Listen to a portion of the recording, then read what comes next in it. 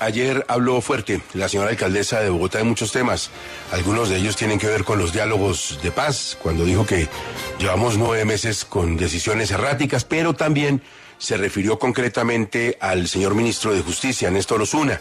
Lo acusó directamente de engañar a la Corte Constitucional con una serie de cifras en materia de hacinamiento. Dijo la alcaldesa: quiero pedirle al gobierno que cese el tratamiento desleal que hay contra alcaldes y gobernadores, deliberadamente desde el Ministerio de Justicia, desde el gobierno nacional anterior, y sigue siendo la política en para engañar a la Corte Constitucional, que los obliga a bajar el hacinamiento en cárceles nacionales. Lo que ha hecho el ministro es hacinar deliberadamente las URIs y las estaciones de policía. Señor ministro de Justicia, Néstor Osuna, muy buenos días. Buenos días, Gustavo, a su disposición y a la de sus oyentes. ¿Qué percepción tiene usted de las declaraciones de la alcaldesa y de las diferencias que tienen en materia de hacinamiento? Bueno, mire, dado la forma como usted presenta la información, lo primero que yo tengo que decir es que son inaceptables las acusaciones que me hace la alcaldesa. Jamás hemos engañado a la Corte Constitucional, jamás hemos hecho trampa. Esas palabras fuertes, sonoras y estridentes no se corresponden con ninguna realidad. Pero venga, le cuento, efectivamente hay un problema grave de hacinamiento penitenciario en todo el país, en las cárceles nacionales, en las municipales, en todas, porque hay más personas detenidas de los cupos que tenemos. La ley, no es este gobierno, no, es la ley, distribuye las cargas en esa materia del siguiente modo: personas condenadas o sindicados de alta peligrosidad a cargo de las cárceles nacionales, las cárceles del INPEC, y detenidos preventivamente a cargo de los municipios. Entonces, claro, si hay un enorme hacinamiento de detenidos preventivamente, eso es carga del municipio, y uno no cumple sus obligaciones simplemente diciendo que el otro lo ha incumplido, sino cumpliendo lo que le corresponde. Ministro. Es cierto que, señora. No, adelante, ministro, adelante. No, es cierto que Bogotá tiene una cárcel distrital que tiene cupo para 1.020 personas, pero es que tiene alrededor de 5.000 personas detenidas preventivamente. Entonces, claro, Bogotá es además un municipio con recursos suficientes, que debería tener previsiones, porque eso no surgió ayer, no es una cosa pues imprevisible, sino hace mucho tiempo, previsiones para tener establecimientos carcelarios para la totalidad de esas personas detenidas preventivamente. Es más, si las personas que dirigen la política en Bogotá son amigas del encarcelamiento, pues eso trae como consecuencia construir cárceles, porque si no, pues es un discurso completamente incoherente.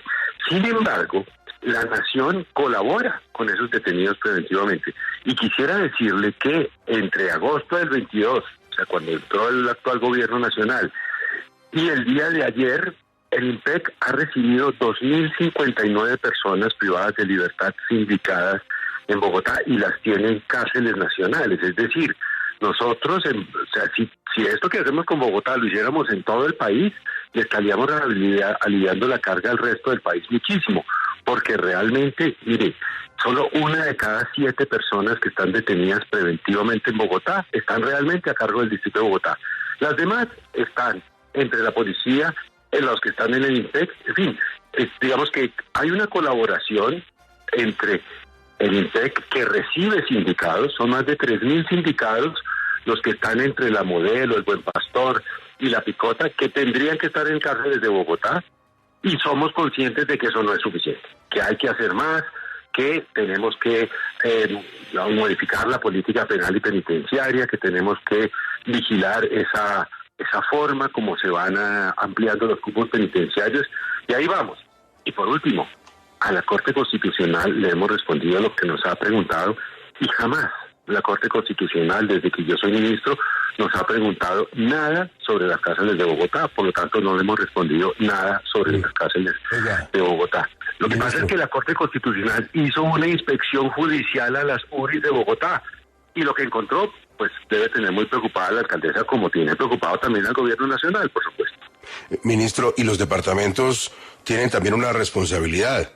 Pues es decir, hay una responsabilidad con los departamentos. Esa responsabilidad es muy concreta también en materia de lo que tiene que ver con las cárceles. ¿Cómo va la relación con los departamentos en ese sentido?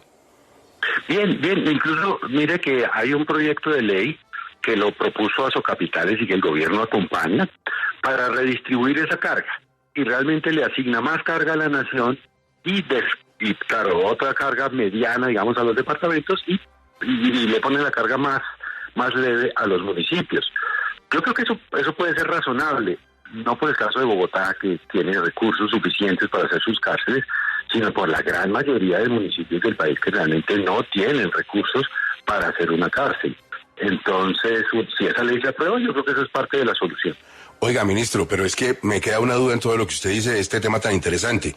Siento que usted está planteando que sí van a hacer cárceles cuando el gobierno había dicho que no. ¿Sí van a hacer cárceles nuevas?